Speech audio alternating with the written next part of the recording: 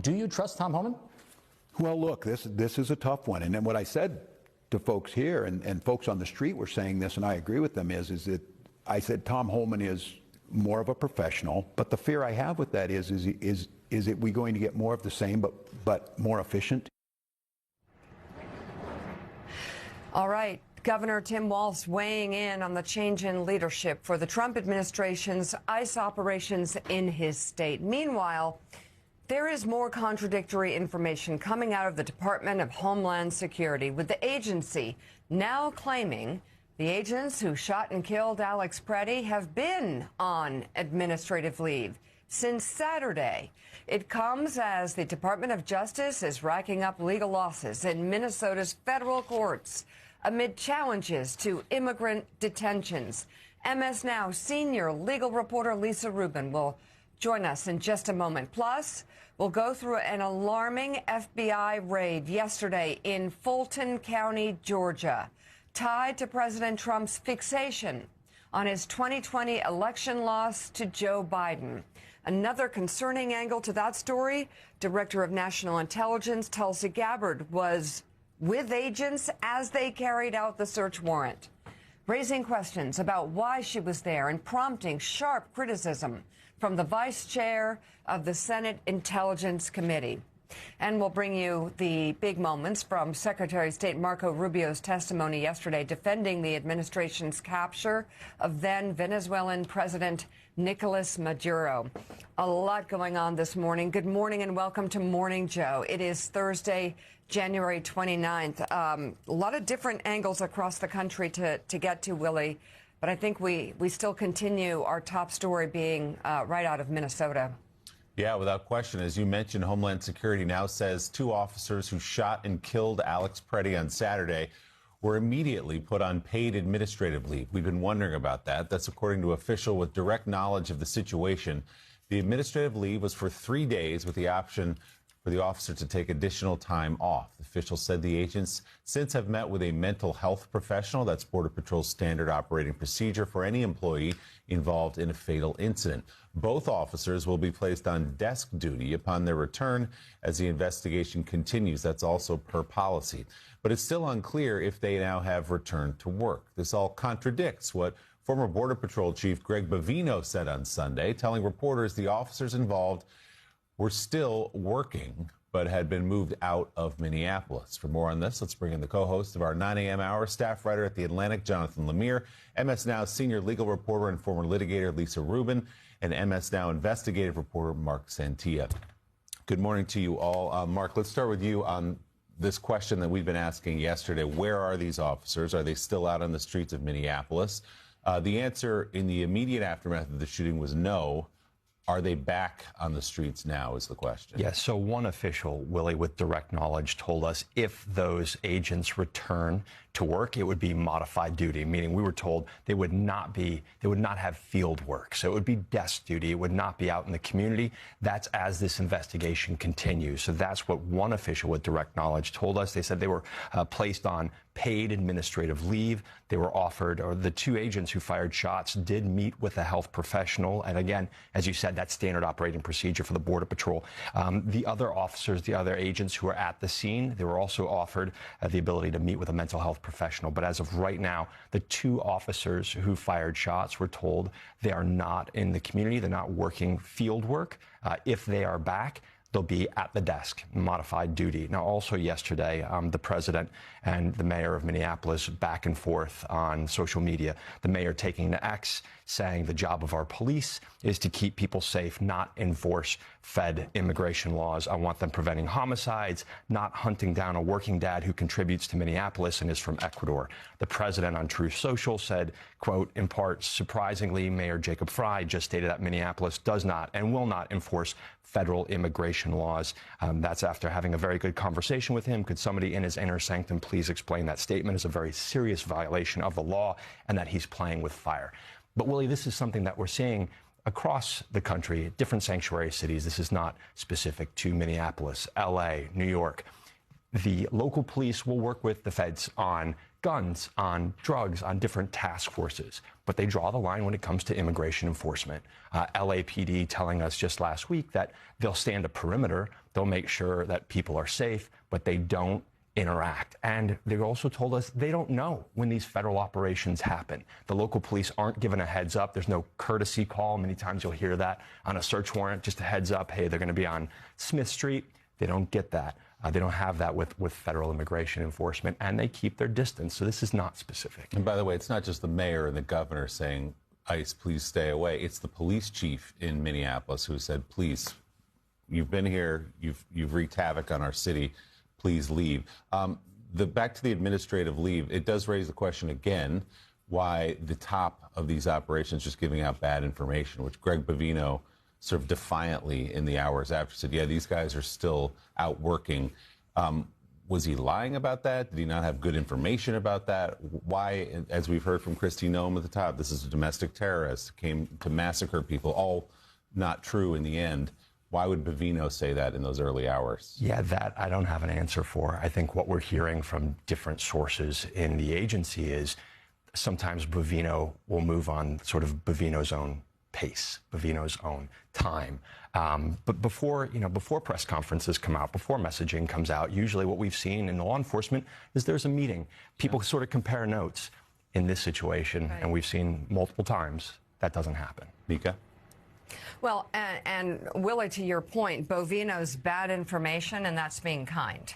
Kristi Noem's lies, the apparent defamation of the person killed in both cases, Renee Good and Alex Preddy.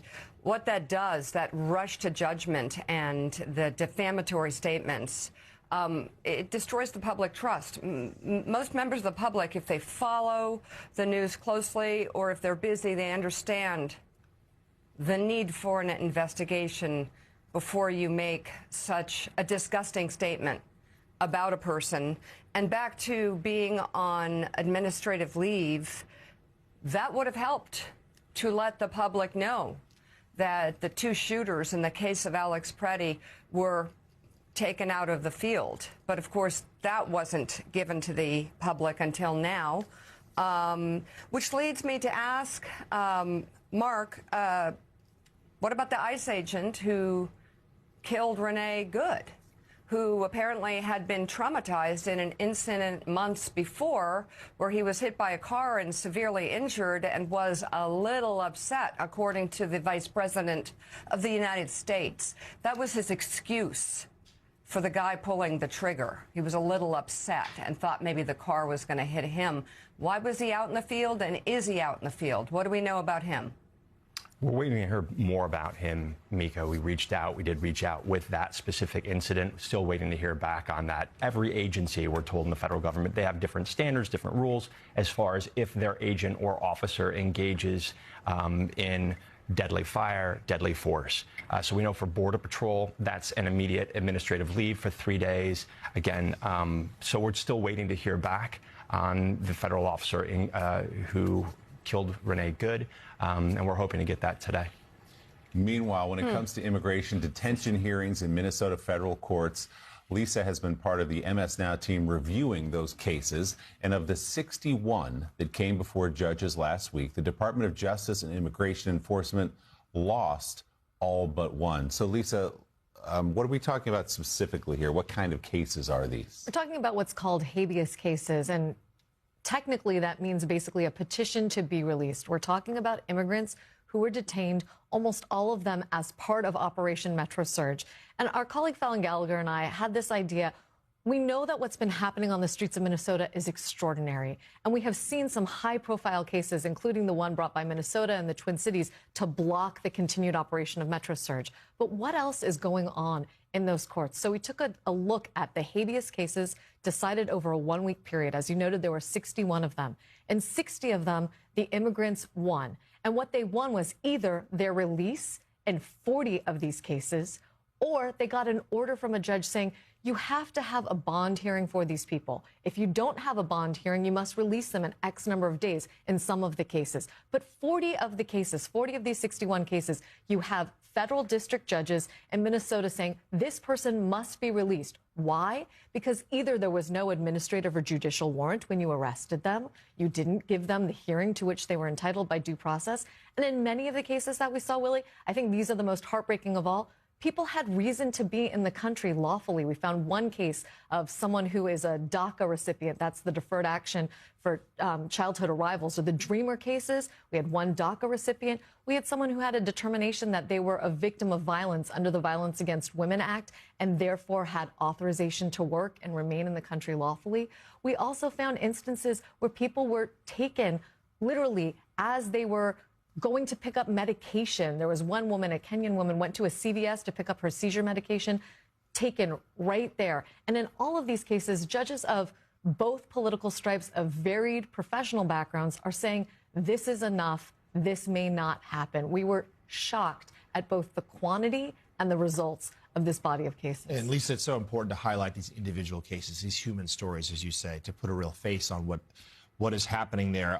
But also there is the big picture matter about challenges to whether ICE even has constitutional authority to be in there in the state of Minnesota right now. Where does that stand? These are big sweeping cases that pit feds versus state. So, as you noted, there is this one case before Judge Kate Menendez, one of the same judges who decided these immigrant petitions that we were looking at. That is still pending. The state and the Twin Cities have asked her for a temporary restraining order to block ICE from continuing the operation of Metro Surge, and barring that, to put a bunch of limits around what ICE and CBP can do on the streets as they're continuing that operation. Last night was the last opportunity for them to put in papers before her. She had asked for some supplemental briefing after a multi-hour oral argument earlier in the week. We expect that we could get a decision, Jonathan, as early as today.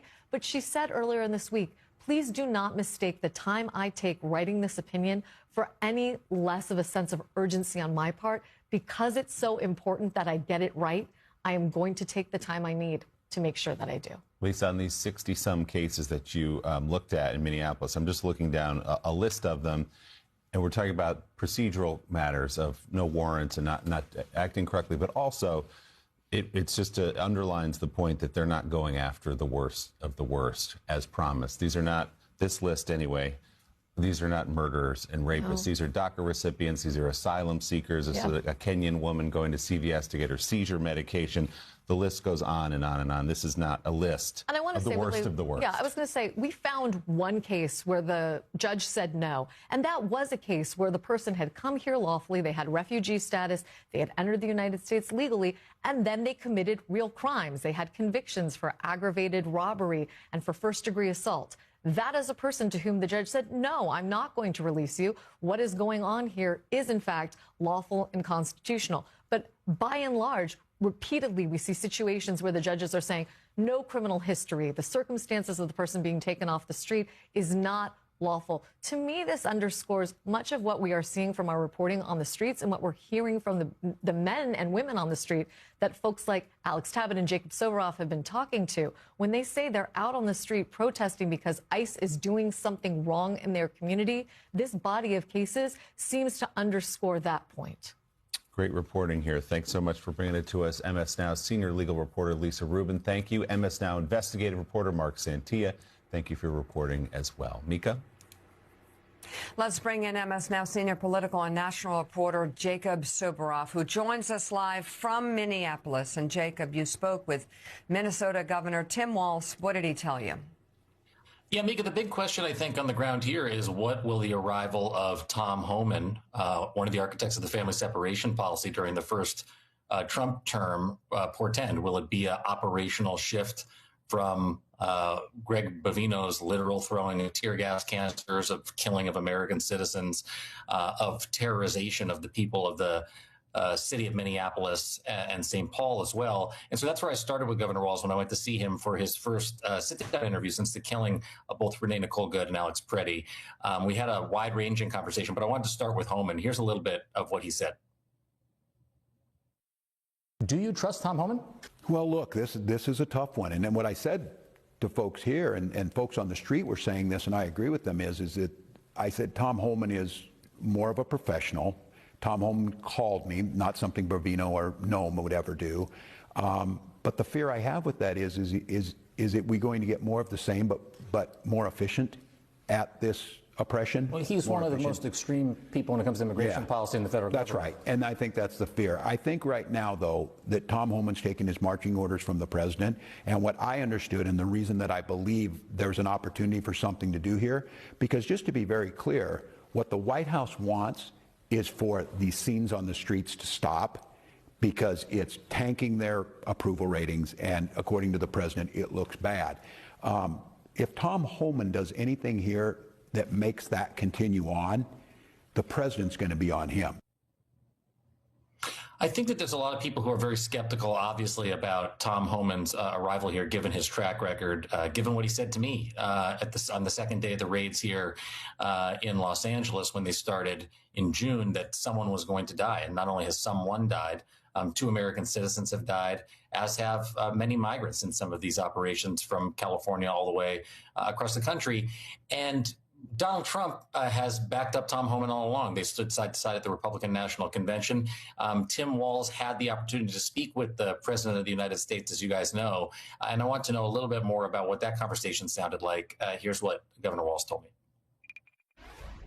What else did he say to you, other than saying he wanted to work together? I mean, what did he tell you about?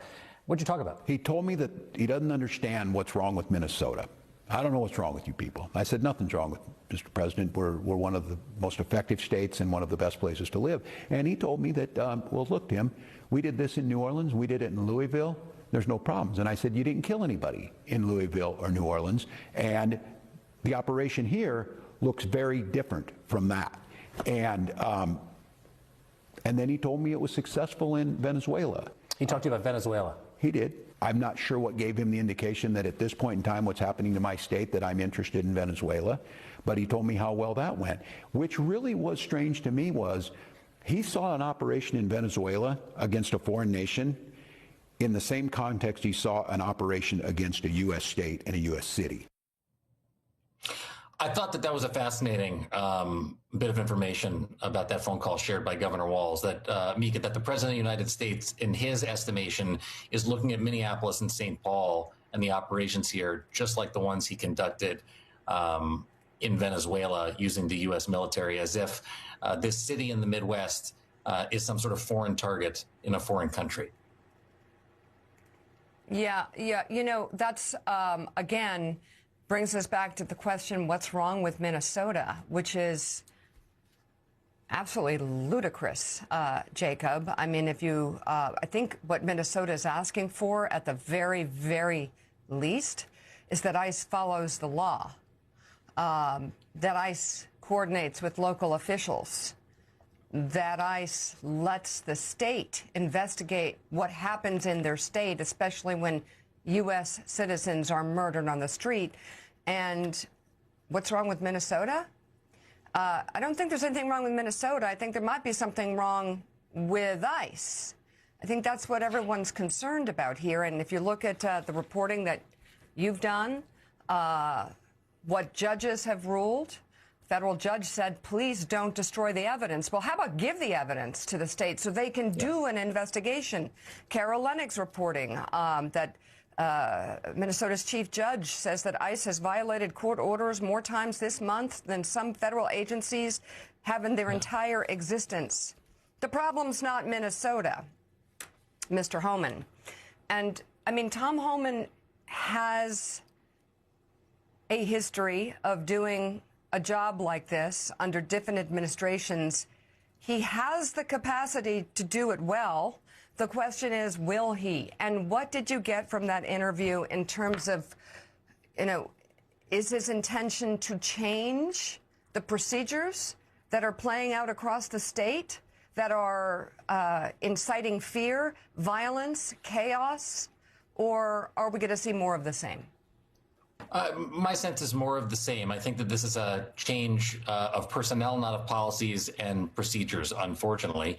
Tom Homan is one of the most extreme voices in the Trump administration when it comes to immigration policy. He was one of the intellectual founding fathers of the family separation policy, as Caitlin Dickerson pointed out in her Pulitzer Prize-winning article about the policy. And so I said, you can watch the full interview online, but I said to Governor Walz, you know, respectfully, don't you think it's a little naive to think that being optimistic and being hopeful about a postural change on the ground just because Tom Homan comes in is something that's going to happen. And I think he admitted as much, and he's trying to stay optimistic. But optimism is not what got us here. It was the people that came out to the streets. It's the people that protested this. It's what stopped family separation in the first place in 2018, and it's what also, in the governor's estimation, made Donald Trump send Greg Bovino packing from here and bring Tom Homan in the first place. But Stephen Miller is still in charge in Washington. Stephen Miller is the one who is pushing the largest mass deportation campaign in American history, modeled after that 1954 program that deported 1 million Mexicans and some Americans. And as I said, now we've seen American citizens killed here, in addition to migrants being killed in these operations. And this is what they've telegraphed all along. It's what is continuing. The operations are still continuing, Mika, on the ground here today. And so we're supposed to hear from Tom Homan this morning here in Minneapolis. We'll see what he says. Hopeful, I guess. MS Now senior political and national reporter Jacob Soboroff, thank you so much for your reporting. We really appreciate it. So, new video appears to show 37-year-old nurse Alex Preddy, who was killed by federal agents in Minneapolis on Saturday in a separate altercation with federal immigration agents 11 days before his death. We don't know what happened in the events leading up to the incidents, but here's the footage. It shows Preddy wearing some of the same clothes as was when he was killed, cursing at federal agents and spitting at one as they are getting into a car. When the agents begin to drive away, Preddy kicks and breaks one of the vehicle's taillights. The agents then get back out of the car and wrestle Preddy to the ground for about 20 seconds before letting him go. The news movement outlet who shared the video say they worked with the BBC to verify, which used facial recognition software to determine within 97% confidence that it is Preddy in the video. 2 government officials confirmed to MS Now that the video is being reviewed by investigators, but have not confirmed whether or not the person is Preddy. And Willie, some on the right have pounced on this video with craven abandon, saying that this is proof that Preddy deserved to die. Some far-right podcasters who also have law degrees just embarrassing the institutions where they got those degrees, connecting Preddy's killing to his behavior before he was killed, or carrying a gun, saying that, you know, they wouldn't be dead because they wouldn't go to a protest with an open carry legal weapon in their holster. And therefore, somehow, Alex Preddy, given that video or even the seconds that you see leading up to his killing, somehow deserved it. I mean, I know it's hard to imagine, but there are people saying this and using their platforms to spread this hatred. Yeah, I mean, in the desperate search by some partisan hacks to find a justification for the shooting death in the streets of Alex Preddy, some of them think they've found something in the video that you just played and described. That was 11 days before Alex Preddy was shot. It was also in Minneapolis. It does look like him based on his clothes and his appearance. The BBC says they've all but verified 97% that it's him. All those things are true, and maybe not the way you or I would have behaved at a rally or a protest or whatever it is. But my God, are you suggesting because he heckled officers and then kicked in their taillights that 11 days later he deserved to be effectively executed in the streets of the city? Is that the case you're making? That's insane, right? It is. I mean, how in good faith, how can you make that case? And it also, Jonathan Lemire, shows 11 days earlier, those agents, when confronted by Alex Preddy, they subdued him, they got him on the ground, and then they released him. They did not fire 8 to 9 shots into his body. Yeah, no, that's a good point. Even that, watching those images, it feels like these agents are dressed for war. They're head to toe in camouflage, tear gassing folks left and right. That, to many, would still seem extreme, but it's non-lethal, and they brought Mr. Preddy down and eventually let him go. And yes, he kicked the taillight off of that car. Perhaps that could be a vandalism charge of some sort or some other very minor misdemeanor. But regardless, no matter what he did then, nothing is warranted of what happened to him 11 days later. He did certainly nothing this past Saturday to necessitate being shot repeatedly on the ground, in the back, after already having been disarmed. And I think that's the bigger story here. To your point, perhaps this is not how many people would have conducted themselves in that moment. It's also no excuse whatsoever for what then happened, and it's a bad faith effort by some on the right to suggest, oh, this wasn't any kind of choir boy, even though he literally was, and that he was an instigator and brought upon himself what happened to him 11 days later. And it's the ultimate example of what these ICE agents are doing, breaking through laws and different boundaries that are set up to have us live in a fair and free society. Still ahead on Morning Joe, we'll get to... The FBI executed a search warrant at the Fulton County, Georgia elections office yesterday. A spokeswoman for the county confirming to MS Now agents at the Fulton County Election Hub and Operations Center were focused on the 2020 race where Joe Biden defeated Donald Trump and flipped the state. Agents searched for evidence of alleged voter fraud and potential violations of a federal statute that requires officials to maintain presidential election records for 22 months. That's according to a copy of the warrant obtained and verified by MS Now. Fulton County has been the epicenter, as you know, of President Trump's long-running conspiracy theory that the 2020 election was stolen from him. An inaccurate claim he repeated again just last week in Davos. It was a rigged election. Everybody now knows that. They found out. People will soon be prosecuted for what they did. It's probably breaking news, but it should be. It was a rigged election. Can't have rigged elections. Director of National Intelligence Tulsi Gabbard was spotted visiting the elections office during the search, raising lots of eyebrows. There she is in the hat. Intelligence Committee Vice Chair Senator Mark Warner of Virginia slamming Gabbard for attending the raid, writing in part, she is once again demonstrating her utter lack of fitness for the office that she holds by injecting the nonpartisan intelligence community she's supposed to be leading into a domestic political stunt designed to legitimize conspiracy theories that undermine our democracy. This all comes just 1 month after the Department of Justice sued the county and as President Trump pushes for more than $6 million in attorney's fees from the now dismissed Georgia criminal election case. Let's bring in MS Now senior national security reporter David Rowe. David, good morning. Extraordinary, obviously, that the director of national intelligence would have anything to do with this domestic raid, execution of a search warrant by the FBI in Fulton County that fits into this larger picture of an election now more than 5 years in the past that Donald Trump is fixated on. What more do we know about how this came to be and what went down yesterday? We know very little, and that's part of what's so alarming. It's just a raid that happens very quickly. And Tulsi Gabbard's presence there as the director of national intelligence, this is the equivalent of the CIA director showing up in a county election warehouse and taking possession of all the ballots that were cast there. And, if a Democratic CIA director did this, there would be immediate concerns about, some kind of conspiracy theory. And I just want to repeat, dozens of judges, federal judges, who are Trump appointees, the Supreme Court all agreed that Joe Biden won the 2020 election. President Trump is wrong. He continues to claim this. He can't accept it, I guess, personally.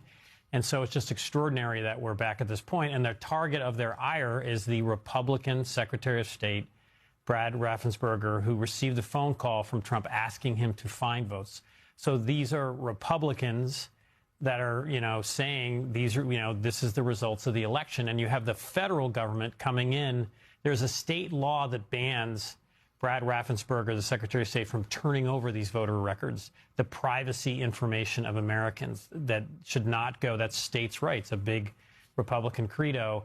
All of this is just alarming and, a really dangerous precedent as we approach the midterms. John, you wrote an entire book about this, The Big Lie. In Georgia, the vote was counted 3 times by Republicans in the state, Republican Secretary of State, Republican governor. They all said, we counted again for you, President Trump, and we counted a 3rd time by hand. You lost the state of Georgia, and judges, as David points out, have upheld that notion as well. And yet here we are in the year 2026 with federal agents going into Fulton County, Georgia, to look for more information on this conspiracy theory. We all remember the phone call that President Trump made to Georgia's Secretary of State saying, find me the votes, listed the 11,000 or so that he needed to actually flip Georgia. This can't be said enough. This is extremely dangerous. This is certainly still relitigating 2020, an election Donald Trump lost. But he has spent all morning, he was up very early, on Truth Social, reposting wild, baseless conspiracy theories about the election. And just a few minutes ago, chimed in his own words, Trump won big, crooked election. So he has still not let go of what happened in 2020. He seemed to foreshadow at Davos that there would be criminal prosecutions coming related to 2020.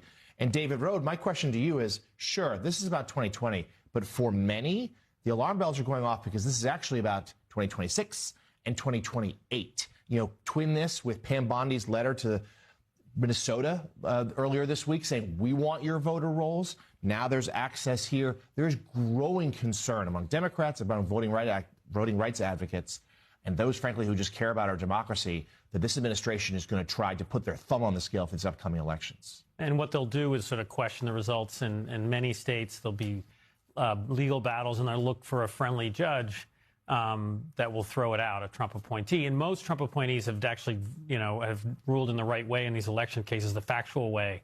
And the concern is that, they'll find one who will do that. We saw that with Aileen Cannon, who threw out the classified documents case. But the CIA, again, through the Cold War, had a terrible history in the FBI of surveilling Americans, of surveilling Martin Luther King, groups on the right and the left, and this whole raft of reforms. This is what Senator Warren was talking about, to make sure these powerful law enforcement and intelligence agencies are run in a non-political way. And you have Tulsi Gabbard, who fell out of Trump's good graces, seeming to do everything she can to investigate and, I fear, prove the president's, quote unquote, prove the president's conspiracy theory that he just can't accept he lost. And so it's just so deeply alarming and so damaging because people aren't going to trust the FBI or the CIA. And we need facts, just to run the country. So, David, just to Jonathan Lemire's point, I've heard from a lot of elected leaders that the midterms could potentially be a big problem, that the president is obsessed with the midterms, that the midterm elections could be their focus here, are their focus, to somehow do something like some of the things you just mentioned. Just talk a little bit, if you could, about the president speaking in Davos, about you're soon going to find out, making a connection again, as he has before, with operations within the DOJ and the FBI. That's not how things are supposed to go, is it? No, not at all. And this was the danger. John Mitchell under President Nixon investigated anti-war groups and investigated various groups and people that were seen as enemies of the president. And we're beyond saying the Justice Department and FBI have been weaponized. They're now being weaponized to potentially change the outcome of the midterm elections. That's potentially, it hasn't happened yet, but that's how concerning and serious this is. And it's all these safeguards that were put in place after Watergate are just being eviscerated.